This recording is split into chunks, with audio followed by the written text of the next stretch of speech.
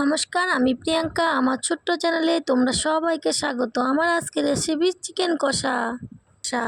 আমি মশলার জন্য নিয়েছি কয়েকটা শুকনো লঙ্কা, কাঁচা লঙ্কা, আদা, রসুন, 1 টেবিল চামচ জিরা ভালো করে মিক্সারে মিক্স করে নিয়েছি। তারপর আমি 500 গ্রাম চিকেন ভালো করে ধুয়ে নিয়েছি, আগে থেকে ধুয়ে রেখে দিয়েছিলাম। একটা টমেটো কুচি দিয়ে দিয়েছি, 1 টেবিল চামচ ধনিয়া পাউডার, 1 টেবিল চামচ হলুদ পাউডার, পরিমাণ মতো লবণ আর মশলাটা করে রেখেছিলাম। এই মশলাটা দিয়ে তারপরে আমি পরিমাণ মতো সরষের তেল দিয়ে ভালো করে মেখে নিয়েছি।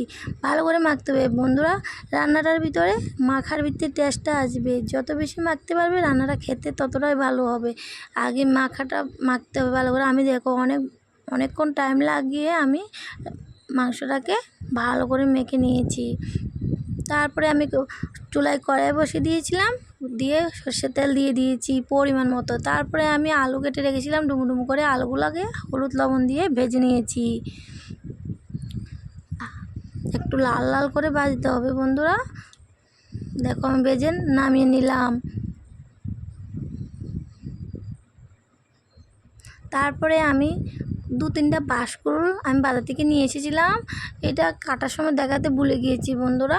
দেখো আমি বাঁশকুড়ুলগুলো কীভাবে কেটেছি, দেখো বড় বড় লম্বা লম্বা টুকরো করে কেটেছিলাম। বাঁশকুড়ুল সিজন এখন, তোমরা যদি না খাও কিন্তু এই রেসিপিটা অনেক মিস করে নেবে, অনেক স্বাদ লাগে খেতে।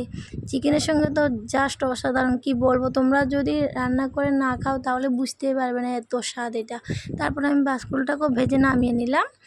তারপরে আমি গরম মশলা, একটা গোটা গরম মশলা, এলাচ দিয়ে তেলে, তারপরে আমি পেঁয়াজটি কুচি কুচি করে পেঁয়াজ কেটে রেখেছিলাম, এই পেঁয়াজগুলো দিয়ে কিছুক্ষণ ভেজে নিয়েছি। তারপরে আমি ম্যারিনেট করা চিকেনগুলোকে ঢেলে দিলাম।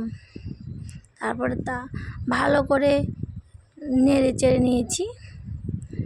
আমার শরীরে যতটা বল আছে না, সব বল দিয়ে আমি নাড়তেই আছি, শুধু নাড়ছি ভালো করে নেড়ে নিচ্ছি। দেখো বন্ধুরা, তারপরে আমি ঢাকা দিয়ে দিয়েছি।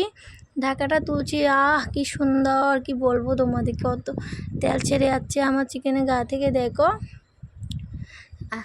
অনেকক্ষণ সময় লাগে আমি চিকেনগুলোকে কষিয়ে নিলাম। তারপরে আমি ওই বাঁশকুড়ুল আলুগুলোকে দিয়ে আরও কতক্ষণ কষিয়ে নিলাম। আস্তে আস্তে যদি রান্নাটা করি না, খেতে অনেক স্বাদ হয়, এটা অনেক স্বাদ লেগে খেতে। তারপরে আমি পরিমাণ মতো হালকা একটু জল দিয়ে দিয়েছি, বেশি জল দিই নাই জলের জন্য। জল তো রাখবো না, আমি কষা বানাবো এটাকে। তারপর দেখো কিছুক্ষণ ফুটিয়ে নেব, 5 মিনিটের মতো ফুটিয়ে নেব আমি। ফুটিয়ে গরম মশলা গুঁড়ো দিয়ে আর কিছুক্ষণ ফুটিয়ে তারপরে নামিয়ে নিলাম। কি স্বাদ, কি বলবো তোমাদের। তোমরা বাড়িতে একবার হলো খেয়ে দেখবে, দেখলে বুঝতে পারবে তখন এত স্বাদ রেসিপিটা।